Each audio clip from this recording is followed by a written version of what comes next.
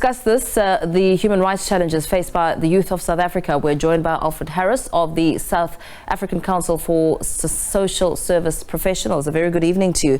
Thank you so much for your time. Quite a serious matter coming to the forefront as we take stock of the significance of Youth Day and the struggles that the youth of 2024 are facing today. What stands out for you as we face these struggles and also put a spotlight on the importance of human rights? Good evening, good evening to all the viewers watching. Ampo, you are raising a very, very important point, and I think I want to take it from a different angle in terms of responding to the human rights challenges that young people of today faces. I think one of the things that we as a society has done an injustice to young people is that somehow we have lost the sense of creating boundaries for young people. And when I say boundaries, one of the things that young people want to have in their lives is that young people want to have boundaries whereby they can then go out and know what are the boundaries, and those are the boundaries that they want to test. In our communities, we don't seem to have those boundaries in place for young people to know what are the societal norms. Because parents believe that young people has got the ability or were given rights, and the parents has got no more rights, parents sort of take the hands of the children. And you've raised an important point around the issue of bullying and the issue of people not speaking out.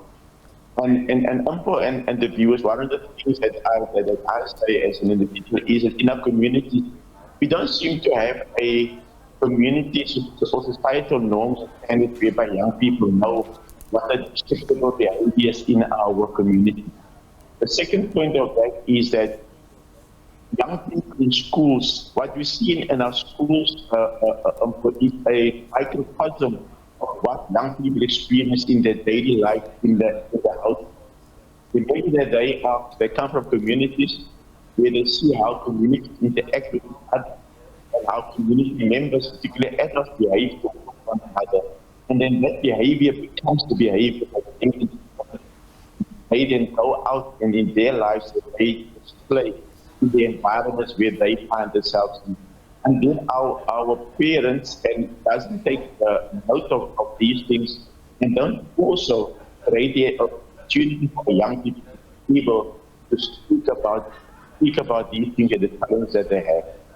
Yeah. Last thing I want to raise around the issue of human rights violations that young people faces. The whole thing of young people, the family structure, as we know, has changed over the years.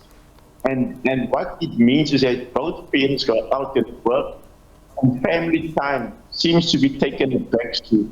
And so even in our own homes, we don't create the environment or the space for young people to be able to communicate the challenge that they face on a daily basis. We seem to be a society who's geared towards young people achieving high marks, achieving a good grade at school, without making sure that we build the resilience in young people to be able to speak out when they face these challenges in their day, in their communities. You raised a really important point. I mean, several important points, but just adding to building resilience. I mean, it's often said it takes a village to raise a child. What sort of composition do you think this village is? I mean, you speak a great deal about community, but just a breakdown of the components that will assist in helping this young person build resilience and, of course, become more grounded and understand their rights.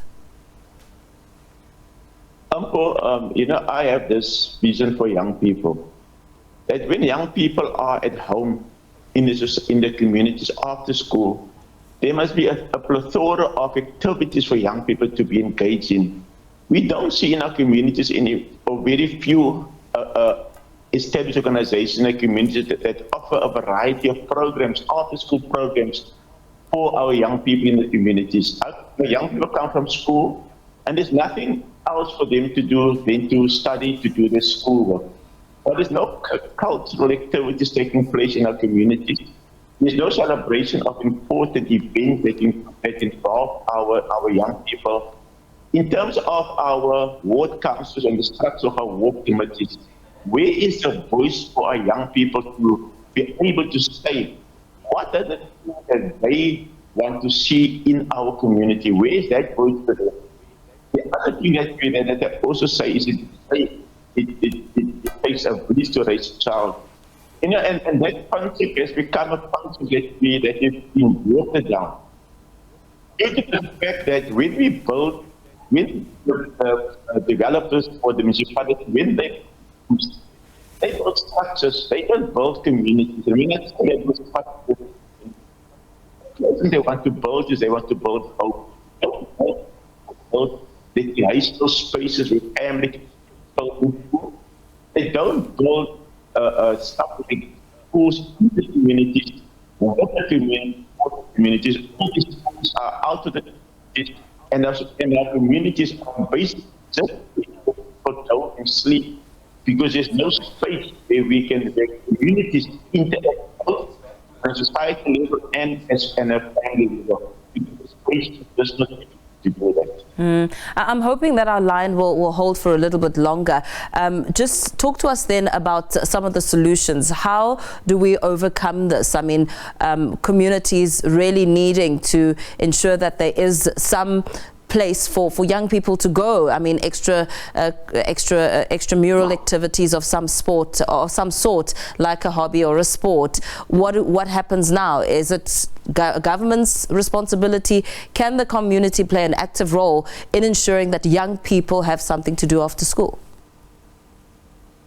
Yes, the community obviously is a community have to take responsibility for the young people in the community. Like I started off to say, that first of all, adults in our communities must first of all create an environment for young people. And I see it as a protective band around young people in our communities.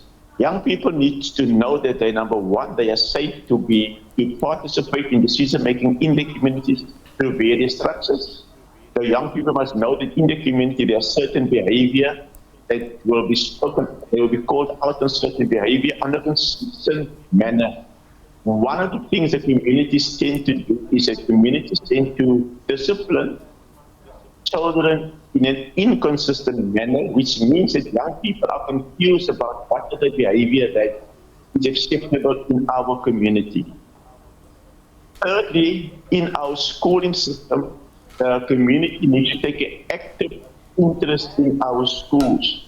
Education is not only the responsibility of the teachers at school, but it's also the responsibility of the parents and to a wider extent the community where the schools are based in. So what we must do as communities take an active role in the schools with our young people. At the moment, we find that at many schools, horrendous things happen to young people at school. And the community stand apart when these things happen. But like I said earlier, our schools is a microcosm of what happens in our community. So if we get the communities to function effectively, then we will get our schools to function effectively as well. Absolutely. Thank you so much for weighing in on this very crucial discussion there.